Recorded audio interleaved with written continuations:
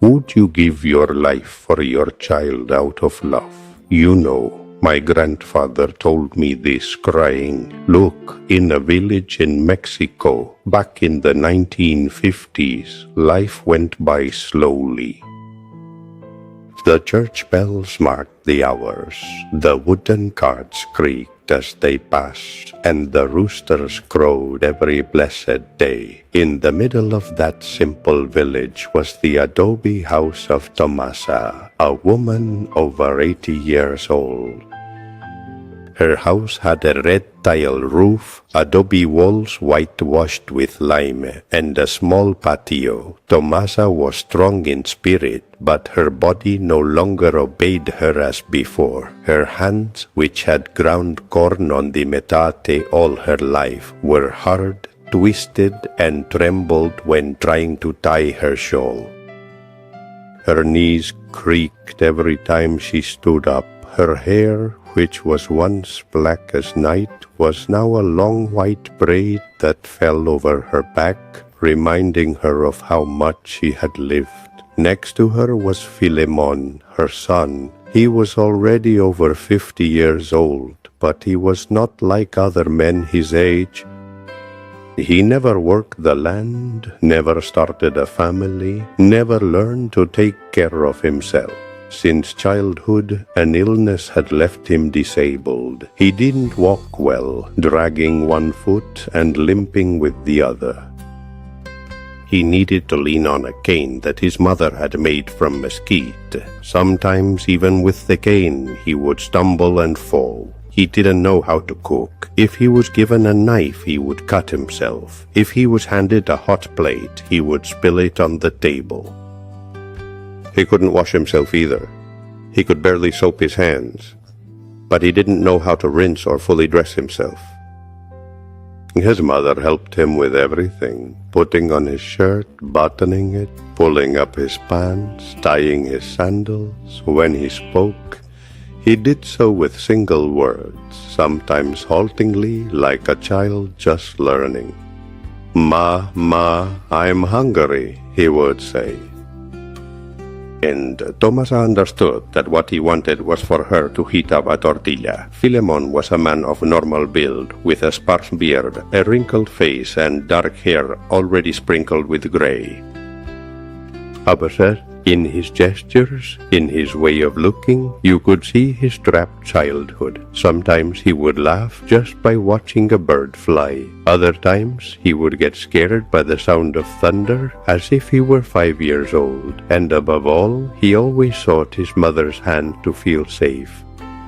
Every morning, Tomasa lit the stove with dry branches. The smoke filled the kitchen and clung to the adobe walls. She kneaded the dough, placed the tortillas on the griddle, and when one was ready, she wrapped it in a cloth. "Do you want one with salt, son?" she asked, handing him the warm tortilla. Philemon smiled with the innocence of a child.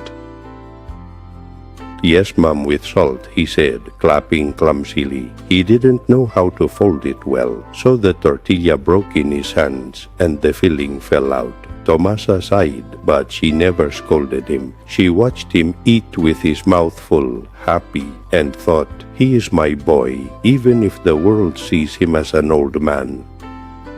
After breakfast, she dressed him. Tomasa took out the clean clothes, ironed with charcoal, slipped the shirt over his head, buttoned it slowly, adjusted his pants, and helped him tie his sandals. Philemon wouldn't stay still. He moved his arms like a playful child, and she had to speak to him calmly. "Stay still, my son. Let me fasten the button properly. Look, otherwise it will come undone."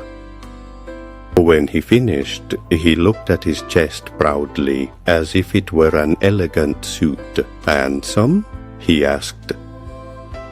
"Yes, my son, handsome," she replied, smiling, though her heart tightened. When they went to town, people recognized them. Tomasa walked slowly, and Philemon leaned on his cane and her hand. "Good morning, Doña Tomasa." Thy Fendaldosifaf is a wrong para the Mafirfiramo. The neighbor shouted, God bless you, ma'am, the men said from the square, and everyone looked tenderly at Philemon, who awkwardly raised his arm.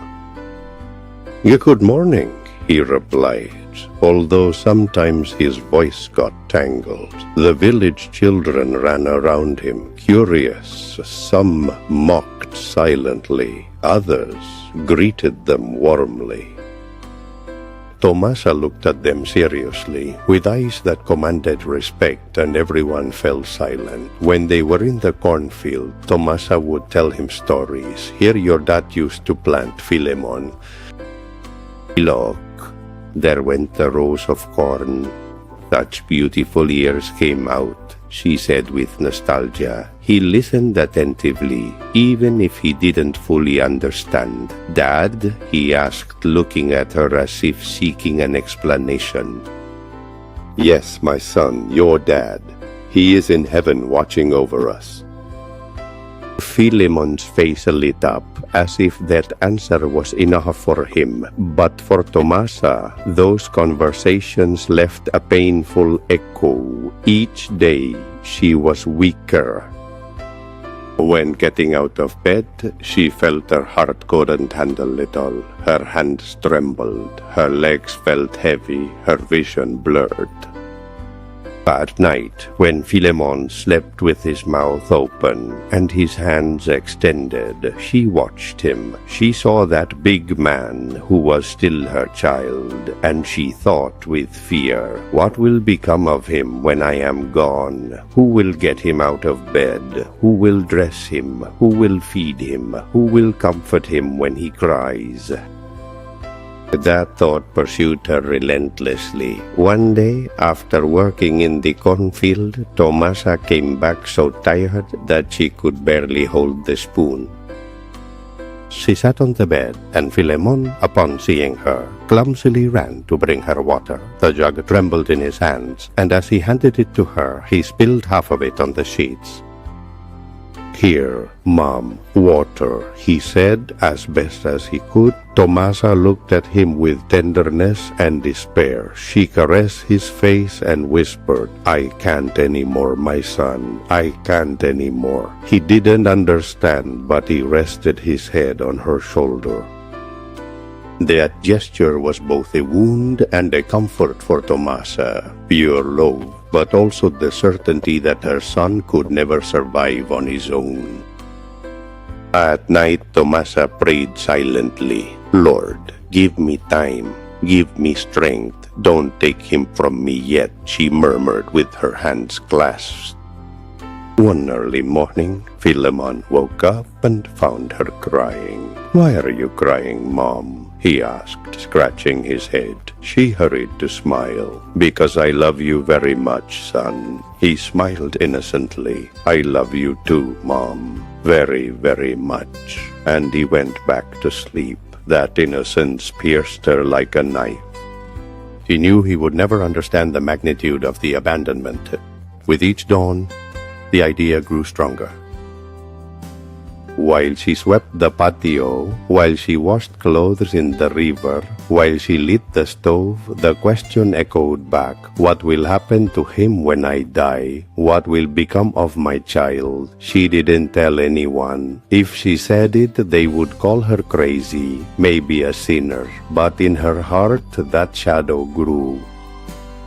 One day, while Philemon played with a twig, entertained like a 5-year-old child, Tomasa watched him for a long time. She thought, what if I free him from the pain of being left alone? What if I take him with me before I leave? It was a thought that made her tremble. She would cross herself, ask for forgiveness, shake her head to dismiss it, but it returned, always returned.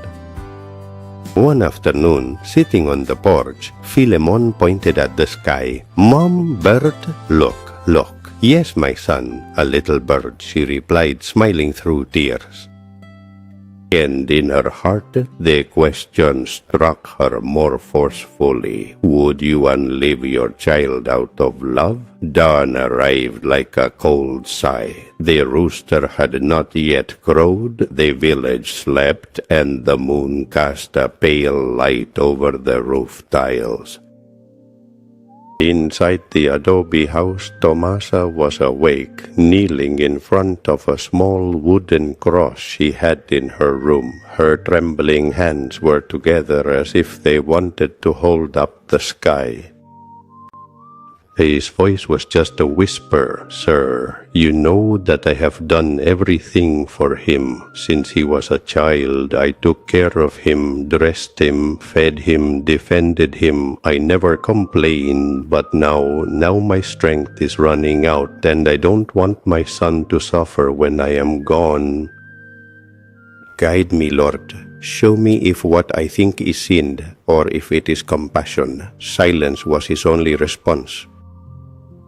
The wind slipped through the cracks, and in the distance the dogs barked at the moon. In a wooden trunk under some old blankets was the gun of her late husband.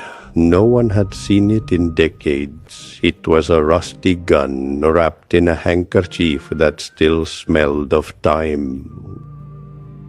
With trembling hands, Tomasa took it out. The metal was cold and heavy. She cleaned it with a cloth, as if she were caressing a memory.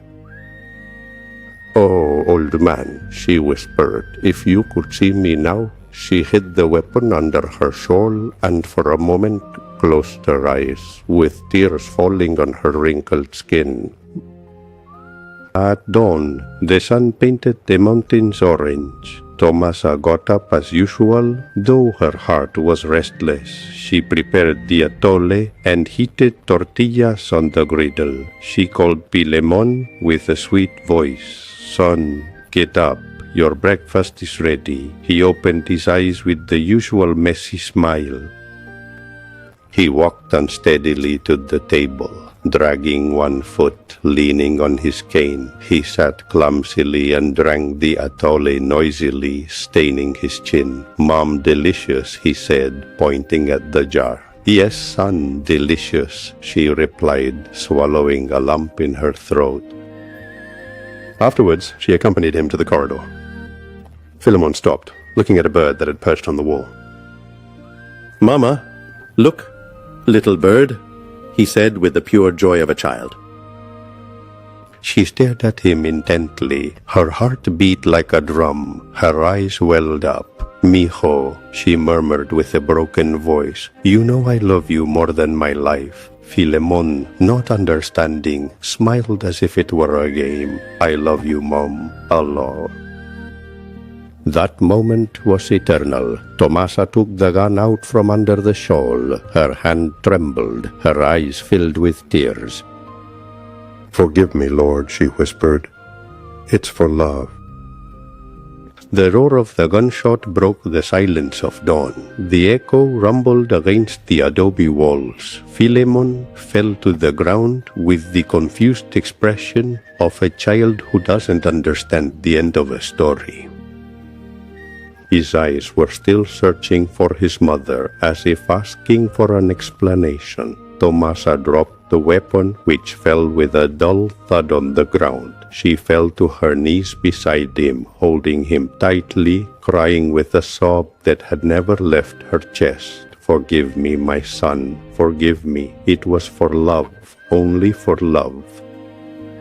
She repeated over and over, kissing his forehead, caressing his lifeless hands. The shot woke up half the town. The dogs were barking, the chickens flapping in the pens, and soon hurried footsteps were heard on the dirt street. It was at Tomasa's house. Someone shouted, "Let's go." Others responded. When the neighbors entered, they were speechless. The scene was like a painting of sorrow. The elderly woman knelt over her son's body with her shawl stained with blood, crying with a muffled scream that seemed to tear her soul apart. "Blessed Jesus!" exclaimed the woman, bringing her hands to her face. her eyes wide open in fright. "Tomasa, what did you do?" shouted a man with a broken voice, taking a step forward but stepping back at the sight of so much misery together. "Oh, little virgin," murmured another neighbor, kneeling at the door, unable to come closer. Tomasa did not look up. Her arms embraced Philemon with a desperate strength, as if the still body could breathe again with her warmth. Her face was pressed against his. Tears soaked her cheeks and stained the dust of the earth. "Forgive me, Lord," she babbled. "It was for love, for love." The neighbors did not dare to touch her. Some cried silently. Others crossed themselves, murmuring prayers. The tragedy hung in the air like a dark shroud.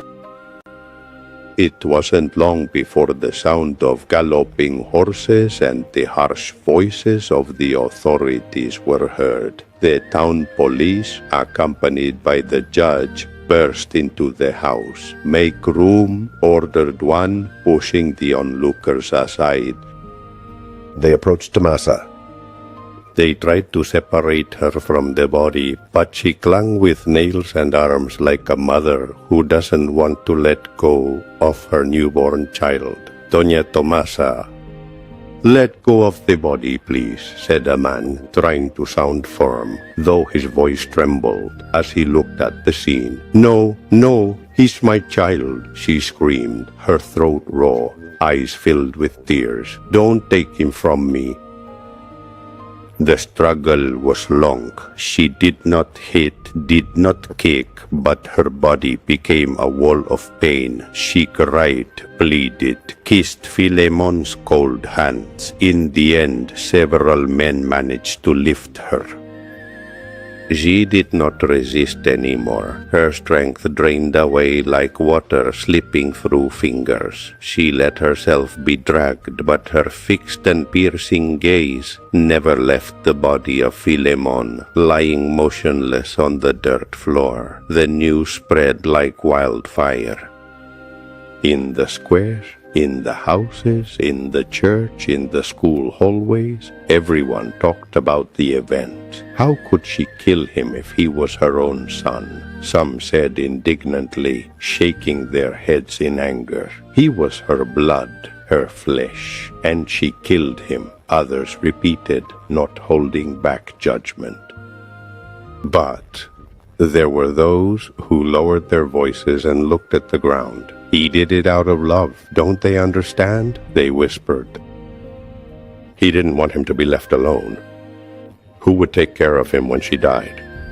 She wasn't bad, said the closest neighbors.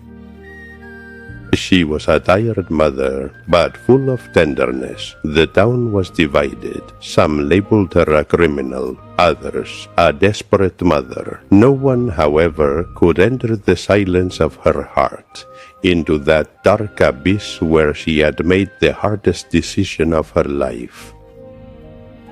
The prison was cold, with damp stone walls, and a small window through which barely any light entered. There, in a corner, was Tomasa. She hardly ever spoke. She spent hours hunched over, hands clasped, praying softly. Philemon, my child, forgive me, she murmured over and over like an endless echo. The guards watched her from a distance. Some pitied her, others avoided her as if she were a ghost. She ate almost nothing. She barely sipped water. She didn't sleep. Her eyes remained open in the dim light, as if she were waiting to see her son enter at any moment. Her body slowly faded away like a candle burning to the end without making a sound. 1 week later, at dawn, Tomasa closed her eyes forever. The guards found her lying down, with her hands together on her chest and a serene face like someone finally resting after a life of burden. On her lips, a murmur still seemed to form, Philemon.